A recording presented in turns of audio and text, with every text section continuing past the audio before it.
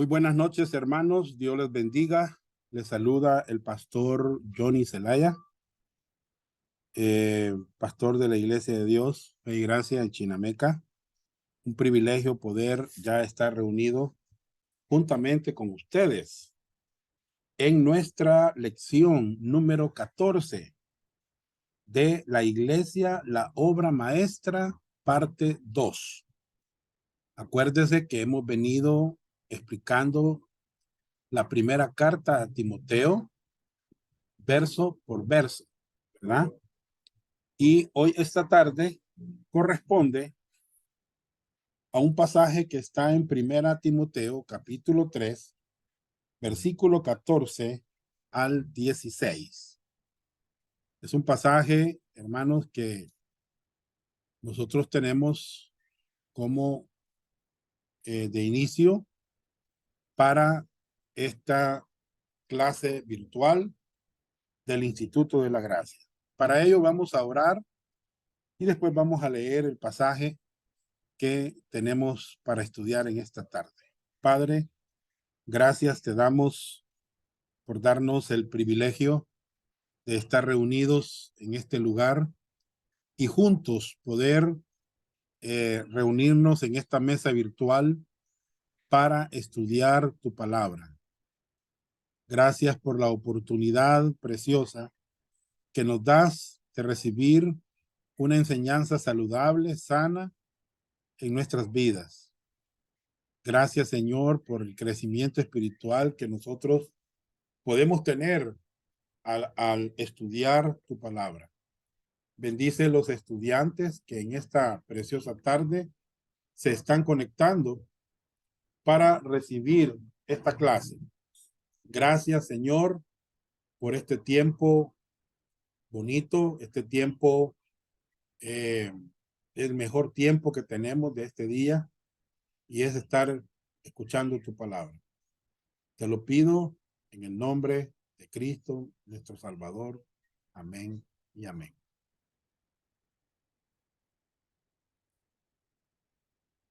Muy bien, hermanos. En esta oportunidad vamos a tocar la importancia de la iglesia local. Para ello voy a pedirle al hermano Saúl Castillo que nos lea Primera Timoteo capítulo 3, versículo 14 al 16. Amén, hermanos. Vamos a leer. Dice la escritura: esto te escribo, aunque tengo la esperanza de ir pronto a verte, para que si tardo, sepas cómo debes conducirte en la casa de Dios, que es la iglesia del Dios viviente, columna y baluarte de la verdad. E indiscutiblemente grande es el misterio de la piedad. Dios fue manifestado en carne, justificado en el Espíritu, visto de los ángeles, predicado a los gentiles, creído en el mundo, recibido arriba en gloria. Amén. Gracias, hermano Saúl. Hermanos, el apóstol Pablo explica en este pasaje, capítulo 3, del versículo 14, él espera ir pronto a verlos, ¿verdad? Pero antes de entrar en el pasaje, hemos estado viendo la estructura de la iglesia local. Hemos visto que la cabeza, el fundador de la iglesia, el pastor principal, es el Señor Jesucristo. Bajo esa autoridad están los pastores, llamados los líderes, los ancianos, los presbúteros, ¿verdad? Perdón. Y después están los asistentes, que son los diáconos, ¿verdad? Los siervos, bajo la autoridad de los pastores. Y también la congregación o las ovejas, ¿verdad? que todos ellos, con sus dones espirituales, una congregación dotada espiritualmente, bien equipada, ¿verdad? Hacen el trabajo de la obra, son compañeros de trabajo en la obra del Señor. Y esta tarde corresponde el tema la importancia de la iglesia local. Yo quiero que ustedes ahí en la carta a Timoteo, en el capítulo 3, verso 14, si ustedes observan en el versículo 14, esto te escribo, aunque tengo la esperanza de ir pronto a verte. Él quería ir a ver a Timoteo, pero hay en el versículo 15, para que si tardo, por si acaso él se demora, él escribe estas cosas, ¿verdad? ¿Cuáles cosas? ¿Qué propósitos? Bueno, tanto Timoteo como la iglesia, él quería que sepan cómo debes conducirte en la casa de Dios. Dice bien, que es la iglesia del Dios viviente. O sea que todo este libro, hermanos, es una explicación. Bueno, dice cómo debes de conducirte en la casa de Dios, que es la iglesia del Dios viviente, columna y baluarte de la verdad. ¿Verdad? O sea que, hermanos, en esta carta, en este libro, prácticamente es una explicación de cómo contender por la verdad del evangelio y cómo conducir, fíjense bien, las actividades de la iglesia local, porque ahí dice cómo debes de conducirte en la casa de Dios. Muy bien. Entonces, hermano, eso es lo que vemos en este pasaje, ¿verdad?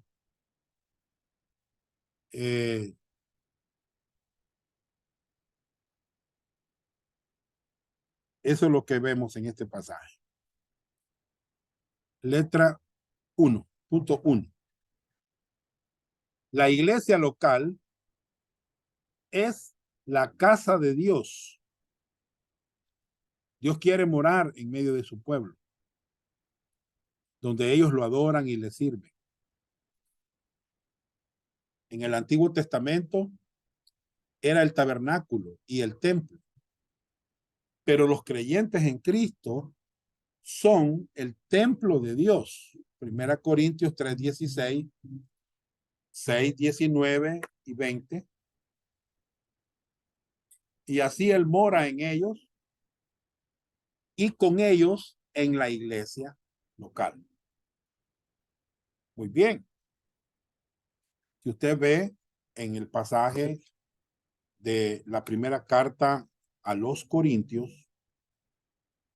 usted va a observar, hermanos, en el capítulo 3, versículo 16, ¿no sabéis que sois templo de Dios y que el Espíritu de Dios mora en vosotros? Nosotros somos el templo de Dios, la casa de Dios, la iglesia del Señor, hermano. ¿Verdad? Pablo se los dice a los corintios. ¿No sabéis que sois el templo de Dios y que el Espíritu de Dios mora en vosotros? De hecho, los corintios, hermanos, eran creyentes carnales, creyentes que estaban estancados, podemos decir así, en sus vidas espirituales, ¿verdad? Pero ahí moraba el Espíritu Santo dentro de ellos. ¿No saben ustedes que son templos del Espíritu? Pablo nunca cuestionó la salvación de los corintios, a pesar de que eran carnales. Vámonos a 1 Corintios capítulo 6, versículo 19. Dice, ¿o ignoráis que vuestro cuerpo es templo del Espíritu Santo, el cual está en vosotros, el cual tenéis de Dios, y que no sois vuestros, porque habéis sido comprados por precio? Glorificad pues a Dios en vuestro cuerpo y en vuestro espíritu, los cuales son de Dios. Entonces, hermanos, estamos hablando de la iglesia local, ¿verdad? Estamos hablando de creyentes en Cristo, que son el templo de Dios, ¿verdad? Que donde Dios mora en nosotros somos el templo de Dios, ¿verdad? Y también en Mateo capítulo 18 dice la Biblia que donde están 2 o 3 congregados en su nombre, allí está él en medio de ellos. Muy bien. Cuando la iglesia se reúne, Dios está allí, hermano. Porque donde están 2 o 3, ahí está él. ¿Verdad? Muy bien. Soy un templo de Dios. ¿Verdad? ¿No sabéis que sois templo de Dios y que el Espíritu de Dios habita en vosotros? Muy bien. Y el pasaje de Mateo 18:20. Porque donde están 2 o 3 congregados en mi nombre, ahí estoy yo, ahí estoy en medio de ellos. Muy bien. Número 2. La iglesia local es la iglesia del Dios vivo. Porque así dice el pasaje, ¿verdad?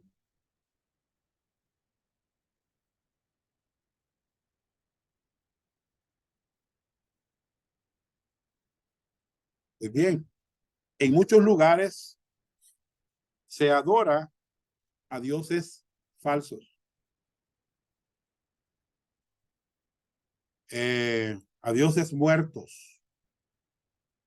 Pero la iglesia local es un lugar donde mora el Dios viviente. Fíjense bien.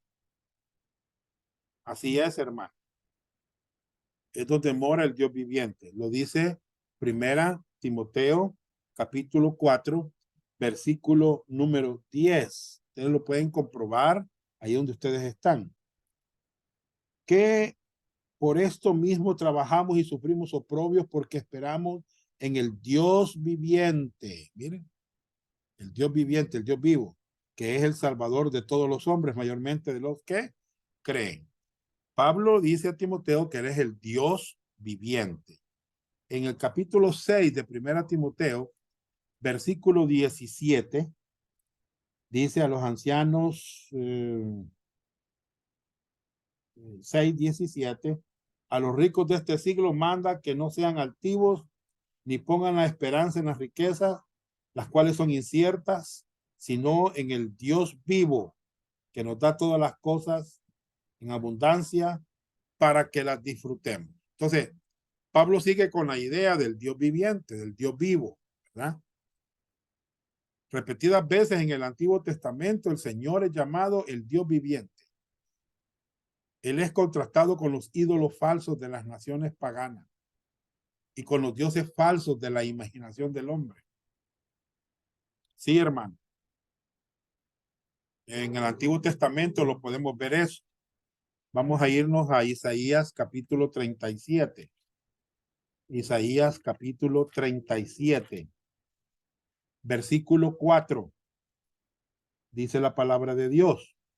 Quizás oirá Jehová tu Dios las palabras de Rabsaces, al cual el rey de Siria, su señor, envió para blasfemar al Dios vivo y para vituperar con las palabras que oyó Jehová tu Dios.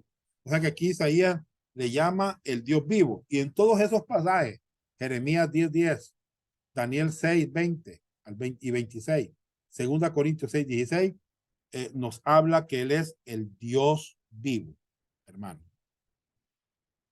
El Nuevo Testamento también exalta, ¿me entiendes? El Nuevo Testamento, bueno, aquí vamos a verlo, este pasaje, en 1 Timoteo 4:10, que por esto mismo trabajamos y sufrimos oprobios porque esperamos en el Dios viviente. Aquí está, Dios vivo, que es el Salvador de todos los hombres, mayormente de los que creen. Mire, este pasado nos pasa que leímos, a los ricos de este siglo manda que no sean altivos ni pongan esperanza en las riquezas, las cuales son inciertas, sino en el Dios vivo. Mire, o sea, ese Dios vivo es el que nosotros adoramos. Ese Dios viviente es el que nosotros exaltamos, hermano. ¿Me entiende? Entonces también el Nuevo Testamento exalta al Señor como el Dios viviente. Veámoslo. Respondiendo Simón Pedro dijo, tú eres el Cristo, el Hijo del Dios viviente. Imagínense, hermano. Juan 6:69. Y nosotros hemos creído y conocemos que tú eres el Cristo, el Hijo del Dios viviente. Muy bien. Hechos 14:15. Y diciendo, varones, ¿por qué hacéis esto? Nosotros también somos hombres semejantes a vosotros, que os anunciamos que de estas tinieblas os convirtáis al Dios vivo, que hizo los cielos y la tierra, el mar y todo lo que en ellos hay. Siempre, hermanos, está exaltando al Dios viviente, ¿verdad? Hermanos, cuando estamos hablando de la iglesia local, no estamos hablando de un edificio, ¿oyeron? Porque hay gente que cree que la iglesia es el edificio. Estamos hablando de gente salva, que está en Cristo y Cristo en ellos. Gente que ha conocido la gracia de Dios. Fíjense, hermanos, que yo nunca en mi vida había visto tanta oposición a la doctrina de la gracia de Dios. Nunca en mi vida, como en este tiempo que estamos viviendo, he observado y visto oposición a la gracia de Dios. ¿Me entiendes? Y yo entiendo, hermano, que el diablo ha confundido a las personas, ha engañado a las personas. ¿Me entiendes? Tratando de enseñarle a la gente que podemos vivir como querramos vivir y que somos salvos, ¿verdad? Y está hablando de una gracia de libertinaje. Hermano, cuánta gente, y por eso es que hay apatía en cuanto a este tema de la gracia de Dios, hermano. Pero nosotros, óigame bien, somos la iglesia, ¿verdad? Gente que ha conocido la gracia y que se reúne en un lugar en particular. ¿Para qué nos reunimos? Bueno, nos reunimos para ser equipados para la obra del ministerio, para orar juntos, para adorar juntos al Señor, para ser edificados en la palabra de Dios, para que ejerzamos los dones espirituales para su gloria y para su honra. ¿Entienden? Hermano, qué importante es que nosotros como iglesia local, que no estamos hablando del edificio, sino de la gente, hermano, nos reunamos, óigame bien, ¿verdad? Gente que nos reunimos para adorar al Señor, para equiparnos, ¿verdad? Bueno, ¿a dónde está eso para equiparnos? Bueno, está en Efesios capítulo 4. Está en Efesios 4. Ustedes ya lo han leído, yo se los he enseñado, pero vamos a volver a repetir el pasaje. Efesios 4, verso 11. 4:11 dice, y él mismo constituyó a unos apóstoles, a otros profetas, a otros evangelistas, a otros pastores y maestros. Bien, estos son dones ministeriales. Algunos de ellos ya no están vigentes. O sea, ya no podemos decir que hay apóstoles. Ya no podemos decir que hay profetas en el estricto sentido de la palabra. ¿Me entiendes? Pero sí podemos decir que hay hermanos, evangelistas, pastores y maestros. Esos ministerios están activos. El de apostolado no, ni el de profeta. Pero el ministerio del apostolado, aquí tenemos sus escritos, que ellos nos enseñan a través de sus escritos. ¿Me entienden? Ellos nos dejaron sus escritos para que nosotros nos dirijamos, ¿verdad? Acuérdense que hemos hablado que para ser apóstol hay ciertos requisitos, ¿verdad? Ya lo saben ustedes, ¿verdad? No califican ahora personas para ser apóstoles, ni para ser profetas, ¿verdad? Entonces, hermano, dice que él constituyó estos ministerios. Verso 12, a fin, mire, de perfeccionar a los santos. La palabra perfeccionar aquí es equipar. De perfeccionar a los santos para la obra del ministerio, para la edificación del cuerpo de Cristo. Verso 13, hasta que todos lleguemos a la unidad de la fe, unidad doctrinal y del conocimiento del Hijo de Dios, a un varón perfecto, a la medida de la estatura de la plenitud de Cristo, para que ya no seamos niños fluctuantes, llevados por doquiera de todo viento de doctrina, por estratagema de hombres que para engañar emplean con astucia las artimañas del error. Muy bien. Entonces necesitamos, hermanos, como iglesia, oiga bien, que gente que conocemos la gracia de Dios, gente que nos reunimos en un lugar en particular para ser equipados para la obra del ministerio, para orar juntos, para adorar juntos, para ser edificados en la palabra de Dios y ejercer los dones espirituales. Muy bien. Punto 3. La iglesia local es la columna y el baluarte de la verdad. Ambas descripciones son términos de la arquitectura. Perdón. Columna, es término de la arquitectura. Y describen, aquí están describiendo, que describen a la iglesia local como un lugar donde se protege la sana doctrina y como el lugar donde se transmite a otros.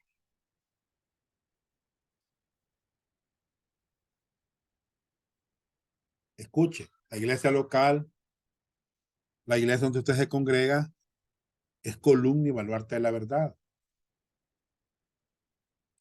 No sé si en su iglesia protegen la sana doctrina o la rechazan. Usted tiene que ver si en su iglesia protegen la sana doctrina o la rechazan. ¿Ya? No sé si en su iglesia están transmitiendo la sana doctrina. Usted tiene que analizar eso, hermano. Porque si no se está transmitiendo, si no se está protegiendo, hermano, entonces estamos mal ahí.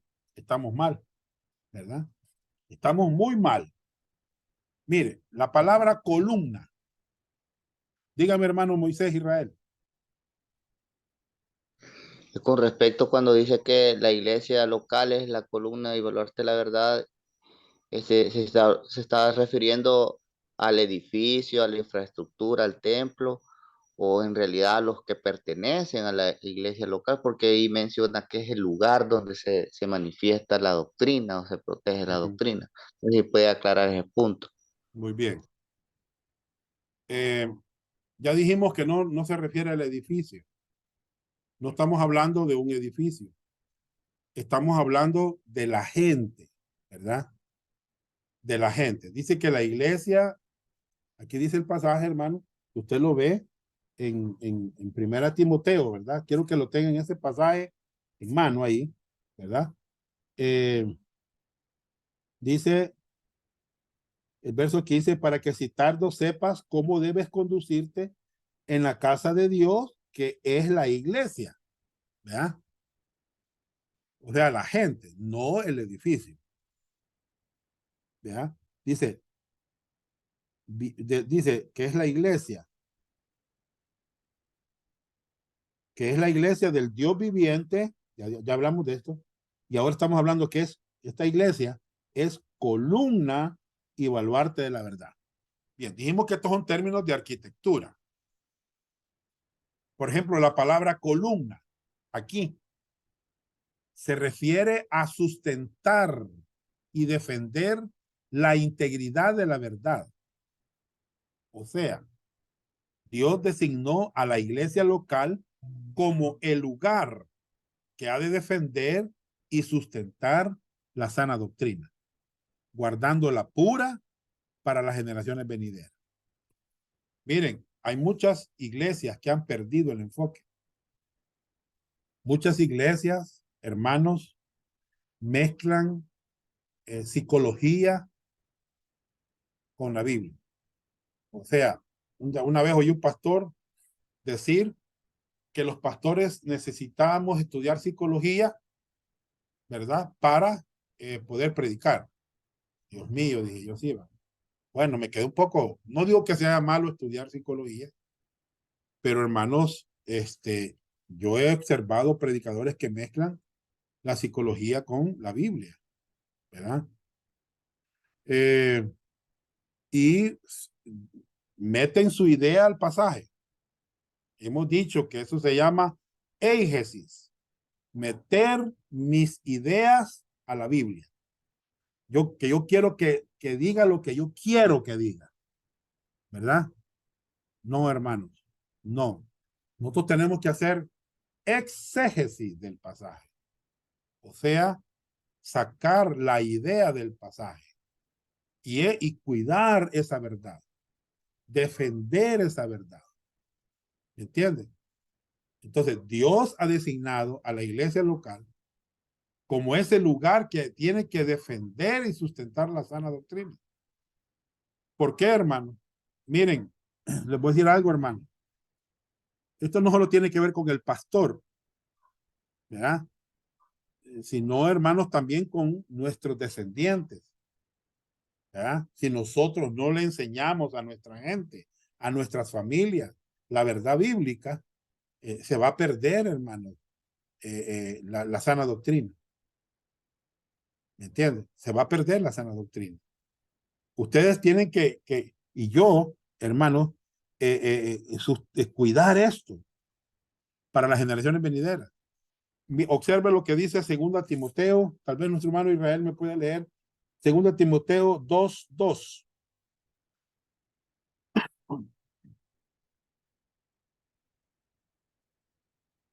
Hermano Israel. Vaya, ya leo, 2 Timoteo 2. 2:2, sí, 2:2, sí. Sí, dice la Biblia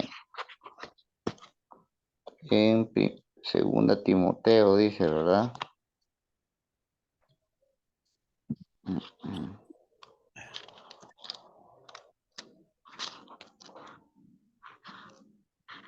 Segunda Timoteo 2:2. Tú pues, hijo mío, esfuérzate en la gracia que es en Cristo Jesús. Lo que has oído de mí ante muchos testigos, eso encarga a hombres fieles que sean idóneos para enseñar también a otros. Gracias. Muy bien. Esto encarga a hombres fieles que sean idóneos para enseñar también a otros. Yo estoy enseñándoles a ustedes, ¿verdad? Lo estoy haciendo con buenos motivos. Deseo que ustedes aprendan de las escrituras. Ustedes deben de enseñarle a sus familiares, a su familia, esta verdad. Idóneos para enseñar también a otros, para que, hermanos, las generaciones venideras sigan con la sana doctrina, continúen con las verdades bíblicas, ¿verdad? Entonces, eso significa la palabra columna. Mire, columna, algo que sostiene, ¿verdad? Hay que sostener eso. Baluarte. Baluarte se refiere al fundamento que no se mueve a través de generaciones. La sana doctrina debe permanecer firme a través del tiempo en la iglesia local.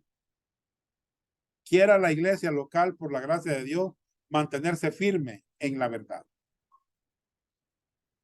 Hermanos, hay muchos creyentes que son indiferentes a las verdades doctrinales de la Biblia. Como lo dije anteriormente, nunca en mi vida había visto tanta oposición a la doctrina de la gracia. Hermano, nunca en mi vida. Qué barbaridad, hermano.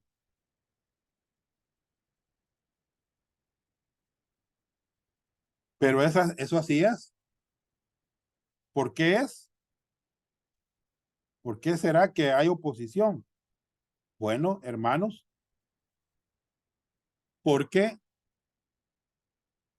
la gente es indiferente a estas verdades. No estudian las escrituras. No leen la Biblia. La gente está mejor involucrada digamos así, con organizaciones ecuménicas o organizaciones paraeclesiásticas. No sé si me entienden. Dígame, hermano Israel. La palabra de Dios exhorta que escudriñar las escrituras, ¿va? Porque en ellas tenéis vida eterna, ¿va? Entonces las personas no escudriñan la palabra de Dios y por lo tanto no se da cuenta del error que puede llegar a tener en su fe, en su credo. Correcto. Entonces, a alguien desaprender una fe que está incorrecta o una doctrina incorrecta le es difícil porque en realidad no escudriña y es más, considera creer en algo diferente como dejarse llevar por otro viento de doctrina o caer en el error, pues, de estar creyendo en algo distinto. Así es, hermano Israel. Y ese es el problema de la gente, hermano. Usted ve, la mayor parte de creyentes no quieren estudiar la Biblia. No quieren estudiar la Biblia. ¿Verdad? Entonces, ahí está el problema de muchas personas. No conocen las escrituras, ¿verdad? No conocen de la gracia, no conocen de muchas verdades de la Biblia. Fíjense que la iglesia, las organizaciones paraeclesiásticas, o sea, el ecumenismo es unirse en yugo desigual con gente infiel. O sea, yo, hermanos, ahora ya no me muevo así tan fácilmente, o sea, no me muevo, mejor dicho. Antes me invitaban a una campaña y ahí iba a la iglesia. Antes me invitaban allá a Jucuapa, y ahí iba a la iglesia. Allá al penal, y ahí íbamos. Pero, hermanos, el mensaje que predicaba el predicador era un mensaje errado. No, para empezar, no enseñó el evangelio. No habló de Jesucristo, no habló de su muerte, no habló de su resurrección, no habló de que él murió por los pecados. Hermano, mejor se pone a hablar de otras cosas. ¿Ya? Y le pegan a la iglesia, hermano. Vieran, qué terrible, hermano. Una vez estábamos en Jucuapa y el predicador quería que la gente se quedara en medio del parque en el pleno sol, hermano. Estaba haciendo un solazo que no se imagina y la gente se había puesto así en los árboles para protegerse un poquito del sol, hermano. Y el hombre enojado, hermano, y agarra a la gente, mira las ovejitas, pobrecitas, hermano. Pero bien, hermano, los agarró, pero a darles duro, hermano. No, hermano, ese hombre no predicó el evangelio. Me dice un hermano que ya entendía el evangelio, hermano Johnny va que no habló nada del evangelio, no habló nada. Entonces imagine uno pierde su tiempo, ¿verdad? Yendo a actividades así donde no conocen la verdad bíblica, no saben la verdad bíblica, ¿verdad? Entonces, hermanos, tenemos que tener cuidado. Acuérdense que en la Biblia no encontramos organizaciones paraeclesiásticas, sino que solo encontramos a la iglesia, que es la única institución a quien Dios le ha dado, es la columna y el baluarte de la verdad. ¿Entienden? Por eso es importante que en cada iglesia local hubiera un centro de discipulado para equipar a sus miembros para que maduren en la palabra de Dios. Eso es bien importante, hermano. ¿Me entiende? Es de suma importancia. ¿Ya? Entonces, hermanos, la iglesia es columna y baluarte de la verdad. ¿Ya? Vamos a tener ataques de todos lados. De todos lados, hermano. Tenemos que defender la verdad. Tenemos que mantenernos en la verdad, hermano. ¿Me entiende? Eso es bien importante, hermano. Mantenernos en la verdad. ¿Verdad? Y no va a poder penetrar el error. No va a poder penetrar, hermanos, lo falso. Si nosotros nos mantenemos poniendo en alto la verdad. ¿Verdad? Muy bien. Letra B. La doctrina de la iglesia local. Miren la doctrina, hermano, de la iglesia local. Vámonos a 1 Timoteo 3:16. Aquí dice, e indiscutiblemente grande es el misterio de la piedad. Dios fue manifestado en carne, justificado en el Espíritu, visto de los ángeles, predicado a los gentiles, creído en el mundo, recibido arriba en gloria. Muy bien. ¿Qué significa esto, la doctrina de la iglesia local? Bueno, toda sana doctrina en las escrituras, de principio a fin, ¿en qué está centrada, hermanos? ¿Alguien quisiera decir en qué está centrada toda doctrina de las escrituras de principio a fin? En el Señor Jesucristo, Muy que Él bien, es En el Evangelio, pastor, también. muy bien. Imagínense en qué está centrada la doctrina de las escrituras. ¿En qué está centrada? Bueno, veámoslo en la Biblia. Pueden poner al margen ahí. Busquen Hechos 10:43. Hechos 10:43. Es el de este dan testimonio. Sí, correcto, ese es, hermano. Amén. 10:43. Dice, de este dan testimonio todos los profetas. O sea, analicemos este punto, hermano. ¿De quién dan testimonio todos los profetas? ¿De qué personaje dan testimonio todos los profetas? Cuando De hablamos de los Jesucristo. profetas, estamos hablando de los profetas mayores y los profetas menores. ¿Ya? Todos ellos hablaron de una persona específica. Miren, de este dan testimonio todos los profetas. Aquí está hablando de Jesucristo. Todos los profetas hablaron de Jesucristo. Todos los apóstoles hablaron de Jesucristo. Toda la Biblia habla de Jesucristo. ¿Verdad? De este dan testimonio todos los profetas, que todos los que en él creyeren, todos los que pongan su fe en Cristo, recibirán perdón de pecados por su nombre. Entonces, ¿cómo se recibe el perdón de los pecados? Cuando creemos en Jesucristo. Cuando el mensaje está centrado en Jesucristo, hermano.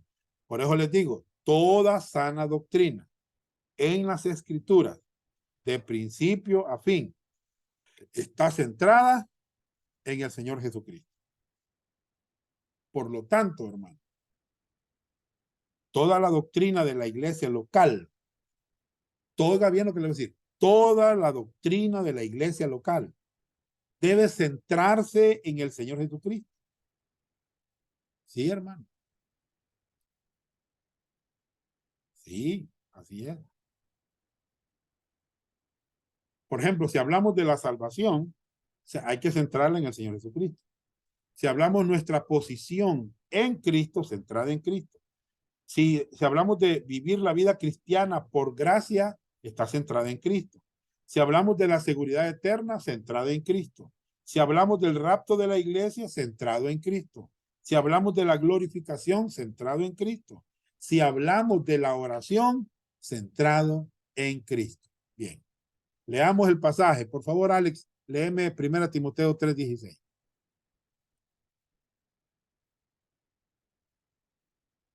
Espérame, pastor, ando.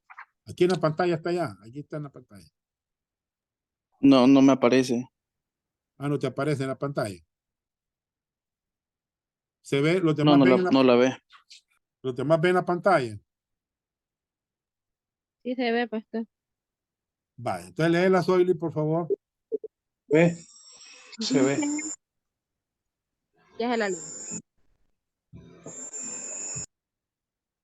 Primera de Timoteo 3:16. E indiscutiblemente, grande es el misterio de la piedad. Dios fue manifestado en carne, justificado en el Espíritu, visto de los ángeles, predicado a los gentiles, creído en el mundo, recibido arriba en gloria. Bien. Este versículo es tremendo, miren, hermano. Miren la doctrina de la iglesia, cómo, en qué tiene que estar centrada. Primero dice,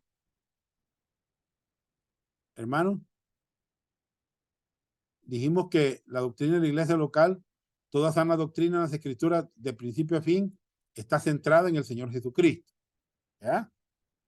Por lo tanto, toda la doctrina de la iglesia local debe centrarse en el Señor Jesucristo. Tenemos que, nuestra posición en Cristo, vivir la vida cristiana por gracia, la seguridad eterna, el rapto y la glorificación y la oración. Hermanos, mire, si en tu congregación se predica mucho de esto y nada de esto, huye de ese lugar ahora mismo. No sé si me entienden.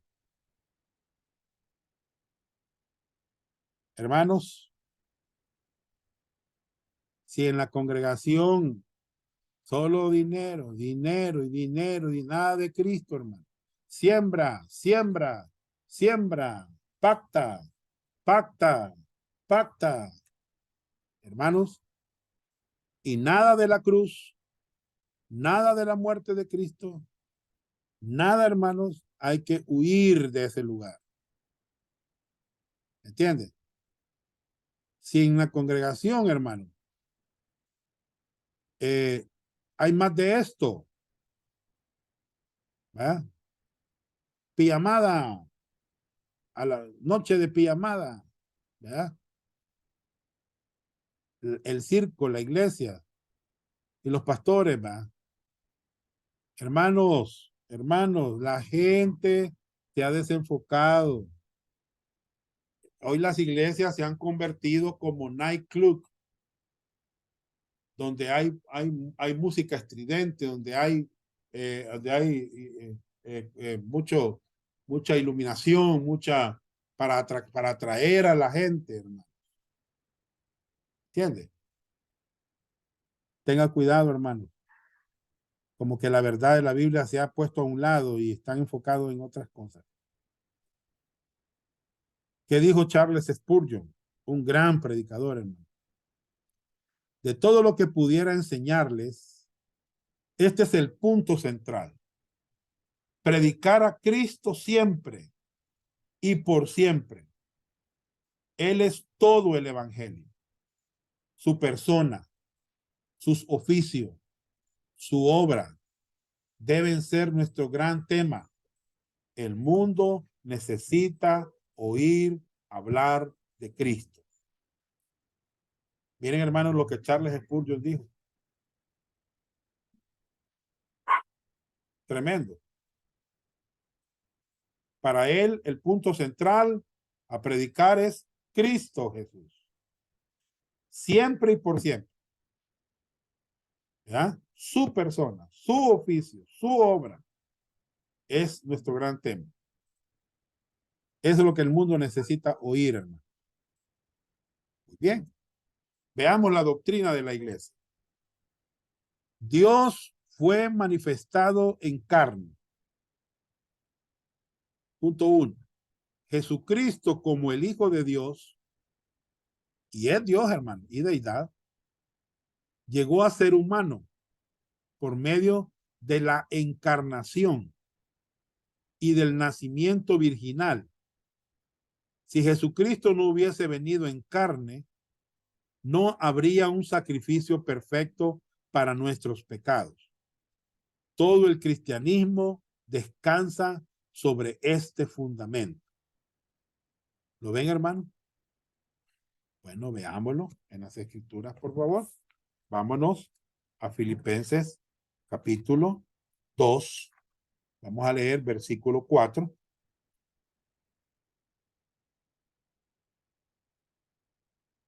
Filipenses 2:4. Dice: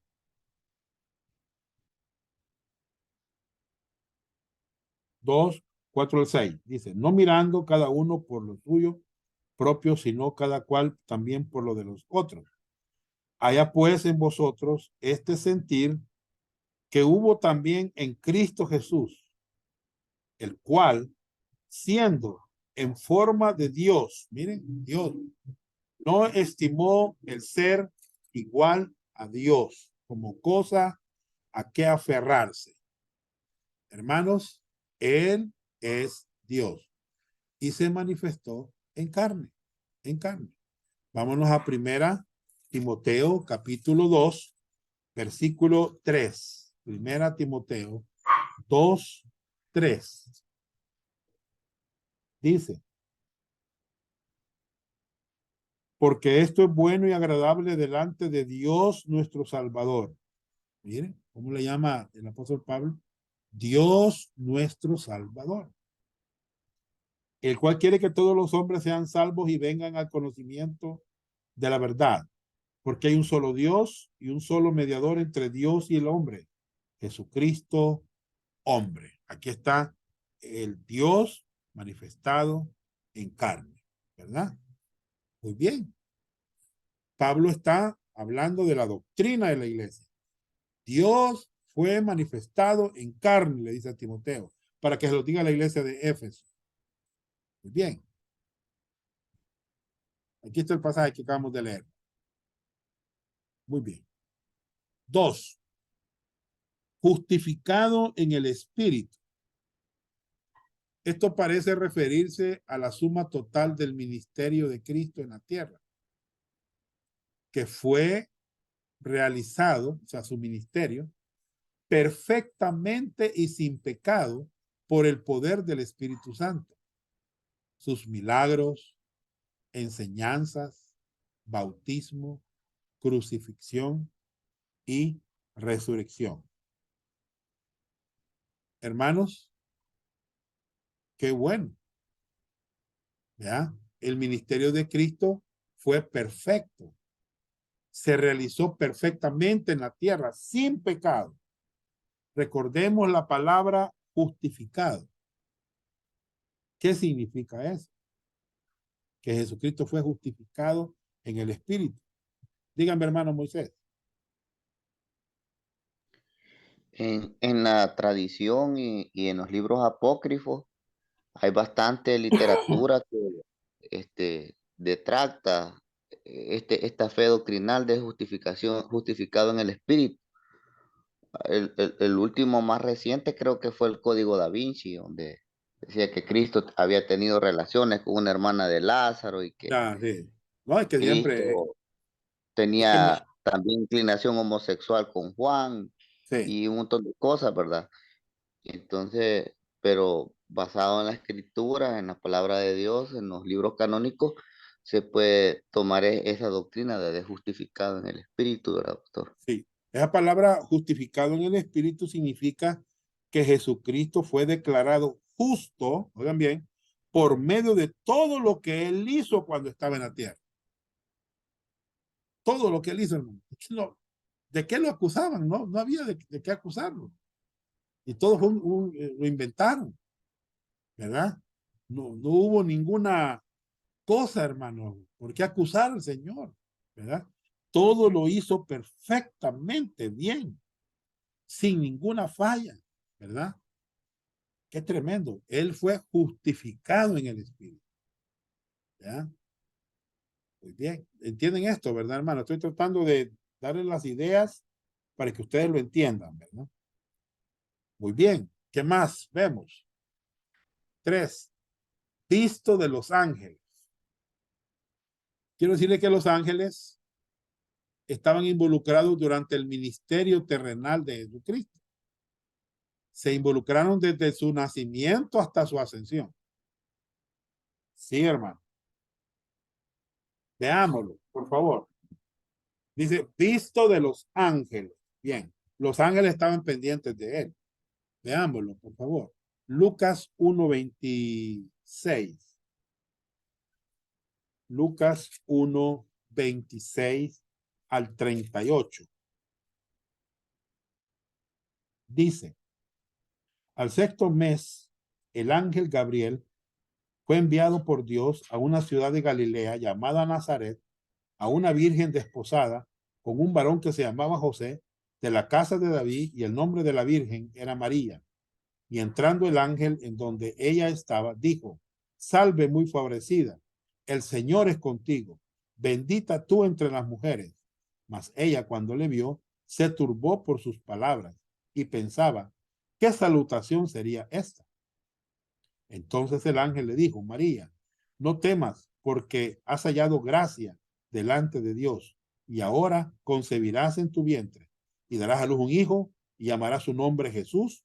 Este será grande y será llamado Hijo del Dios Altísimo, y el Señor Dios le dará el trono de David, su padre, y reinará sobre la casa de Jacob para siempre, y su reino no tendrá fin. Entonces María dijo al ángel, ¿cómo será esto? Bueno, ustedes ven cómo los ángeles se involucraron, hermanos, durante el ministerio terrenal de Jesucristo, hasta su ascensión. Vámonos al libro de los Hechos para que veamos que hasta su ascensión. Libro de los Hechos de los Apóstoles.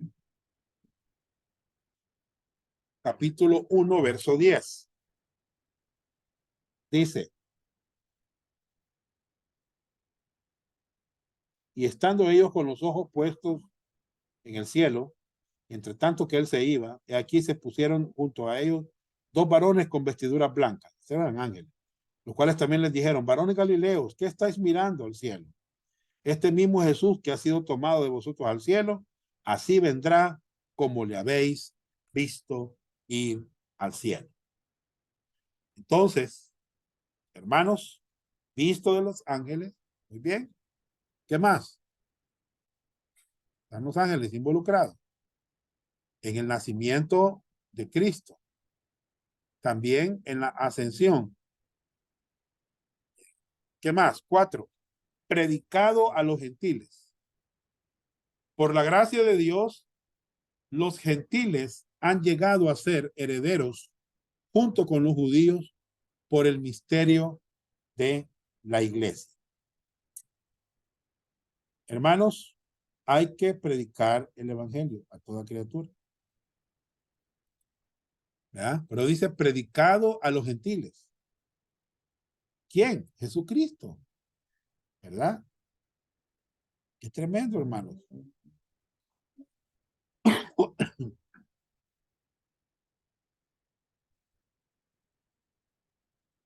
Dígame, Israel.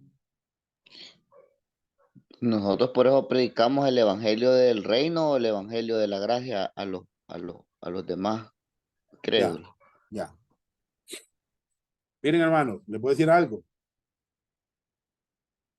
Hoy en el día la gente predica muchos tipos de evangelio. ¿Verdad? Y eso pues lo podemos ver en el libro de Gálatas, en la carta a los Gálatas, en el capítulo número 1. Quiero que lo vean, por favor.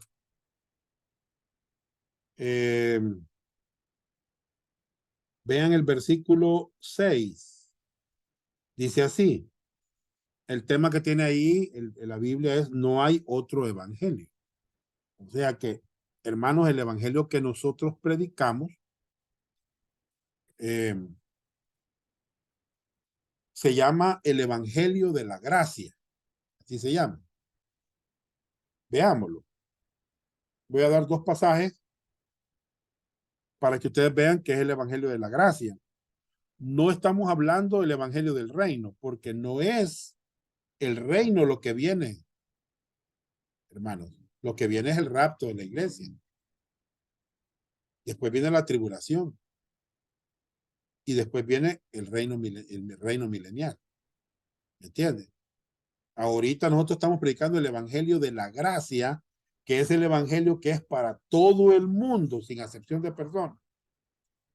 El evangelio del reino era exclusivo para los judíos.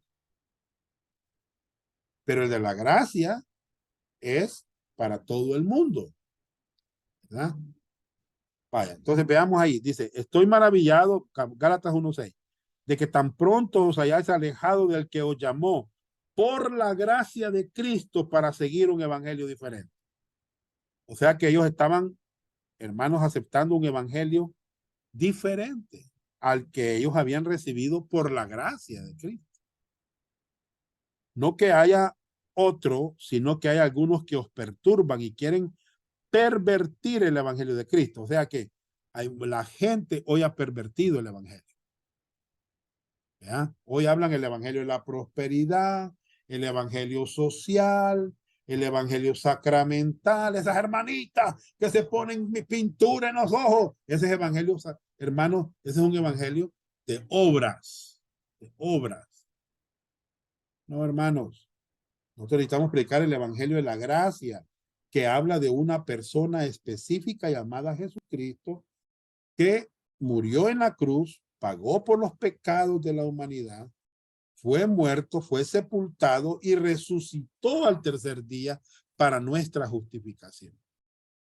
Entonces, hermano, los Gálatas estaban pervirtiendo el evangelio, hermanos, estaban agregándole al evangelio algo más. Y aquí caen las personas en maldición cuando se predica un evangelio diferente. Véalo, por favor, en el verso 9. Gálatas 1:9. Como antes hemos dicho, también ahora lo repito, si alguno os predica diferente evangelio del que habéis recibido, sea anatema, sea maldito. Está bajo maldición. Si se ha desviado de predicar el evangelio que Cristo nos dejó, que Cristo nos delegó, hermano. ¿Me entiendes? Entonces, nosotros no estamos predicando el evangelio de la gracia, del reino, porque no es eso lo que necesitan las personas ahorita escuchar. Lo que necesitan ahorita las personas escuchar es que Cristo murió. ¿A dónde lo vemos eso? Vámonos a 1 Corintios capítulo 15, versículo número 1. El apóstol Pablo, en toda esta carta a los Corintios, habló del evangelio. Y en los últimos capítulos lo hace. Además os declaro, hermanos, el evangelio que os he predicado. Verso 1. El cual también recibisteis, en el cual también perseveráis. Verso 2. Por el cual asimismo, si retenéis la palabra que os he predicado, sois salvos si no creísteis en vano. Verso 3. Aquí está el evangelio, miren. Porque primeramente, o sea, de suma importancia, ¿va? Os he enseñado lo que asimismo recibí. Y aquí está el evangelio. Que Cristo, persona específica, murió por nuestros pecados, conforme a las escrituras, y que fue sepultado y que resucitó al tercer día, conforme a las escrituras. Entonces, el enfoque del evangelio de la gracia es Jesucristo. Murió por nuestros pecados, fue sepultado, fue resucitado, conforme a las escrituras. Muy bien, vámonos al libro de los Hechos, capítulo 20. Versículo 24, por favor. Hechos 20:24. Hermano Saúl, ¿puede leerlo? Sí, ahorita, hermano.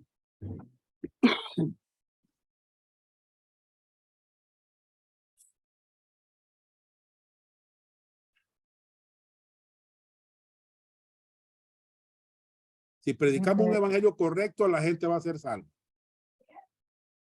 amén. Dice Hechos 20:24, dice, pero de ninguna cosa hago caso, ni estimo preciosa mi vida para mí mismo, con tal que acabe mi carrera con gozo y el ministerio que recibí del Señor Jesús para dar testimonio del evangelio de la gracia de Dios. Bien. ¿De qué evangelio testificaba el apóstol Pablo? Del evangelio de la gracia de Dios. Ese es el evangelio que nosotros predicamos. ¿Verdad? No estamos predicando un evangelio social, no estamos predicando el evangelio de la prosperidad, no estamos predicando el evangelio de obras, no estamos predicando el evangelio, hermanos, del reino, sino que estamos predicando el evangelio de la gracia. Ese es el evangelio que debemos de predicar a toda criatura para que la gente crea, ¿verdad? Bien. 5. Creído en el mundo. Hermano, ¿cuánta gente se opone a que la única respuesta, la única condición para ser salvo es la fe en Cristo? La fe sola en Cristo. ¿Y por qué se oponen si la Biblia lo dice? Hermano, la fe es la única respuesta humana correcta a la predicación del evangelio. Sí, hermano. Es la única respuesta humana correcta. Si alguien me dice, arrepiéntete de tus pecados y empiezas a arrepentir. No, esa no es la condición para ser salvo. Ábrele la puerta de tu corazón. Esa no es la condición para ser salvo. No, hermano. Haga la oración del pecador. Esa no es la respuesta, hermano. La fe es la única respuesta humana correcta a la predicación del evangelio. ¿Cómo lo sabemos? Veámoslo en Hechos 16:31. Al carcelero de Filipo, ¿qué le dijeron? Ellos dijeron, Señor, bueno, él preguntó, señores, ¿qué debo hacer para ser salvo? Bueno, viene Pablo y le dice, ¿haz la oración del pecador? No, no le dijo eso. No. Le dijo, arrepiéntete de tus pecados. No le dijo eso. No. No. Pablo le dijo cuál era la única condición correcta.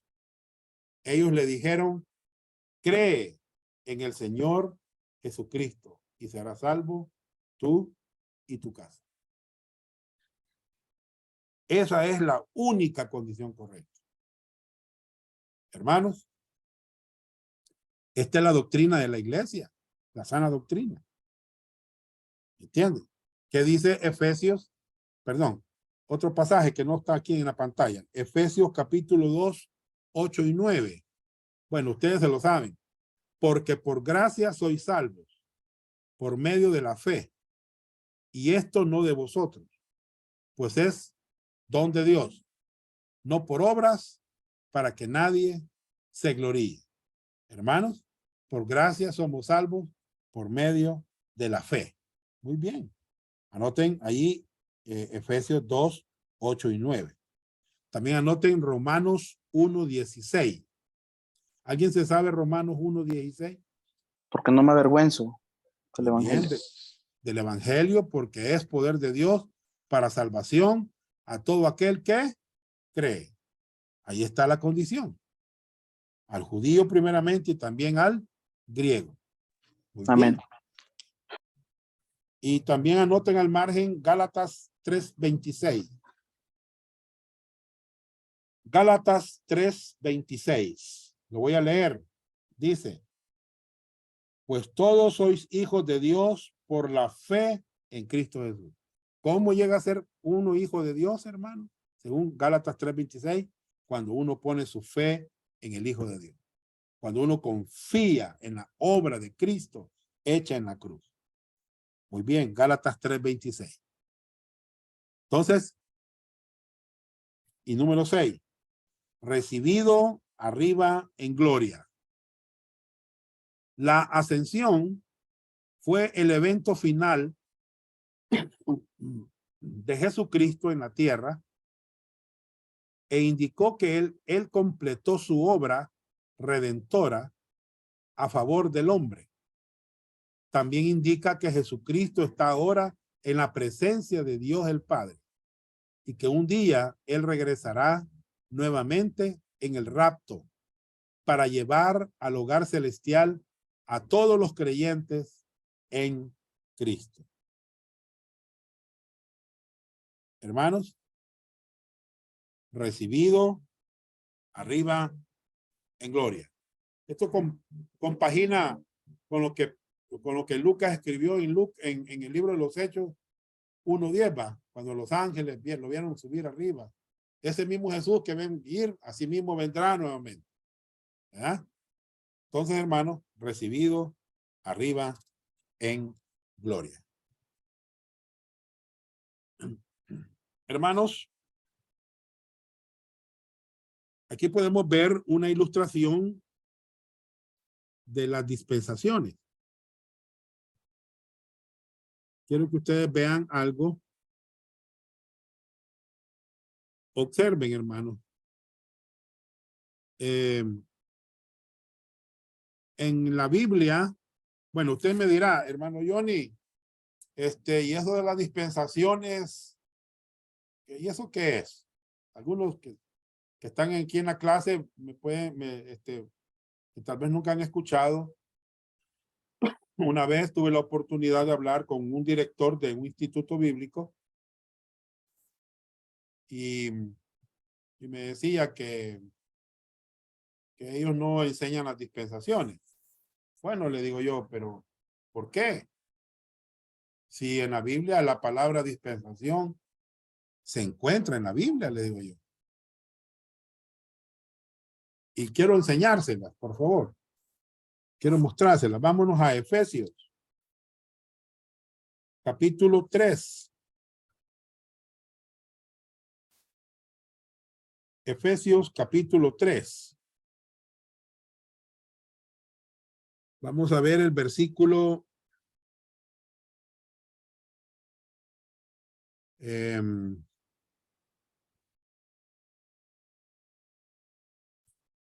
versículo 9. ¿Me lo puede leer, hermano Israel, por favor?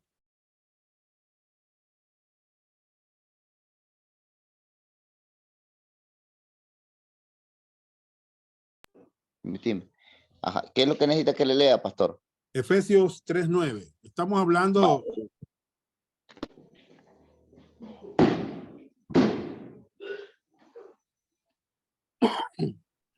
Estamos hablando del tema de la dispensación.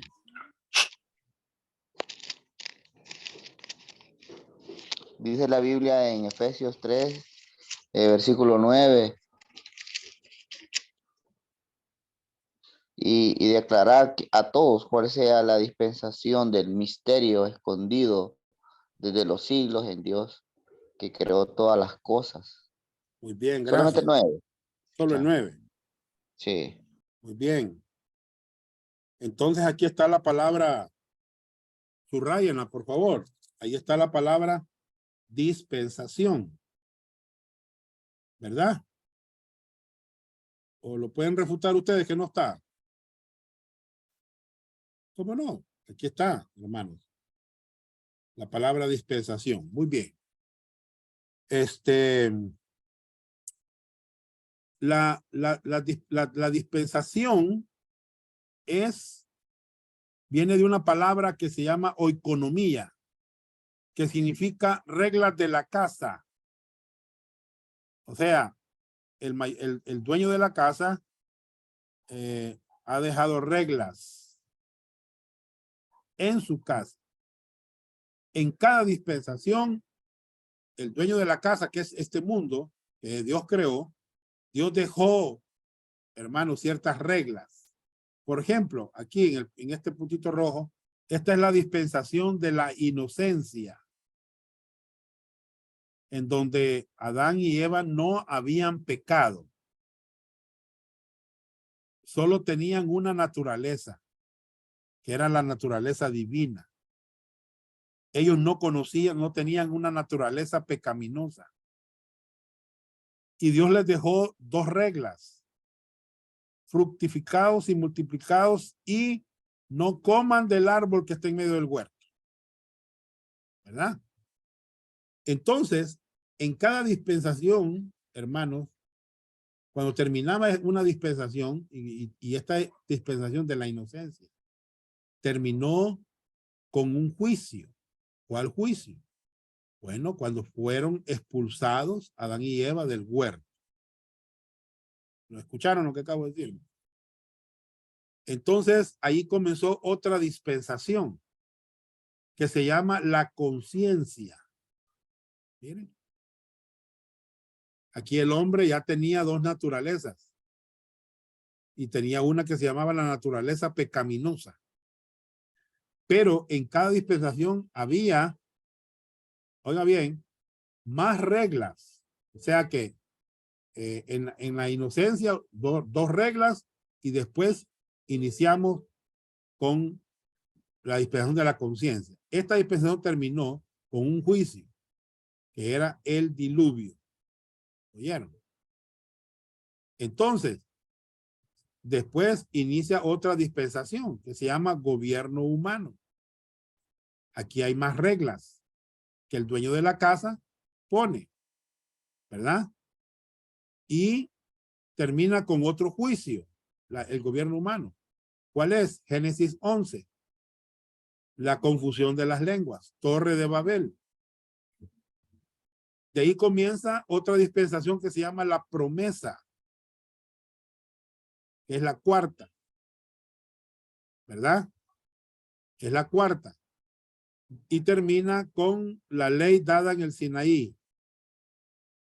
Hubo juicio también ahí, Dios dando la ley. Y entramos a una dispensación que se llama la ley, en donde hay más reglas. ¿Cuáles? Son 613 mandamientos. Eso compone toda la ley. La ley termina con otro juicio. ¿Cómo se llama? La muerte de Cristo en la cruz. Observemos, por favor, San Juan 1:17. Hermano Israel, ¿me lo puede leer, por favor? San Juan 1:17.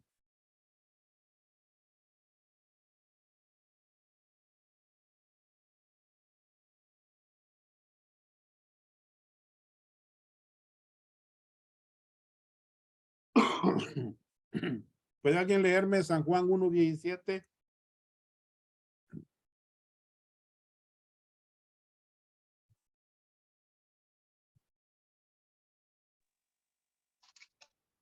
Amén. Dice, porque la ley fue dada por medio de Moisés, por la gracia y la verdad. Vinieron por medio de Jesucristo. Muy bien. Gracias, Jocelyn. Dice que la ley, pues la ley por medio de Moisés fue dada.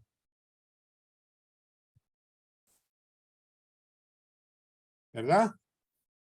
Aquí vemos que la ley termina con la muerte de Cristo, pero la gracia y la verdad vinieron por medio de Jesucristo. Entonces entramos a otra dispensación que se llama la gracia, y ahí estamos nosotros, hermanos.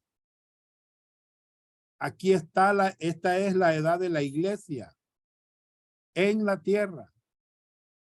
¿Me entiende? Aquí se dio la venida del Espíritu Santo en el día del Pentecostés. ¿Verdad? Ahora, esta dispensación de la gracia va a terminar con un juicio que se llama 7 años de tribulación. 7 años de tribulación. Y nosotros, antes de que comiencen esos 7 años de tribulación, vamos a ser arrebatados al cielo. El arrebatamiento de la iglesia. ¿Me entienden? En el cielo se van a dar 2 eventos, el tribunal de Cristo y las bodas del Cordero. 7 años vamos a estar en el cielo. Después vamos a venir en la segunda venida con Cristo a establecer otra dispensación que se llama el reino milenial de 1000 años. Reino de 1000 años. Reino milenial. Bueno, qué tremendo va a ser eso, hermano. Al terminar el reino se va a dar algo que se llama el juicio del gran trono blanco, donde van a ser juzgados todos los inconversos de todos los tiempos, desde Adán hasta los últimos que se rebelen en el reino. ¿Me entienden? Van a ser juzgados en el trono blanco. La iglesia va a ser juzgada en el tribunal de Cristo. ¿Escucharon, verdad? No para ser condenada a la iglesia, sino para recibir recompensas o no recompensas. ¿Ah? Aquí está. 2 Corintios 5:10, porque es necesario que todos comparezcamos ante el tribunal de Cristo, para que cada uno reciba según lo que haya hecho mientras estaba en el cuerpo, sea bueno o sea malo. Muy bien. Hermanos, y después de esto entramos al estado eterno. Apocalipsis 21. Bien. Esta es el plan de Dios para las edades. ¿Entienden? Ahorita estamos predicando el evangelio de la gracia. ¿Verdad? La ley por Moisés fue dada, pero la gracia y la verdad vinieron por medio de Jesucristo. Pregunta, ¿estás predicando y protegiendo la sana doctrina en tu iglesia local, especialmente la verdad del evangelio de Jesucristo? Mire, 1 Corintios 15, 3 y 4. Cristo murió por nuestros pecados conforme a las escrituras y fue sepultado y resucitó al tercer día conforme a las escrituras. Muy bien, hermanos. Vamos a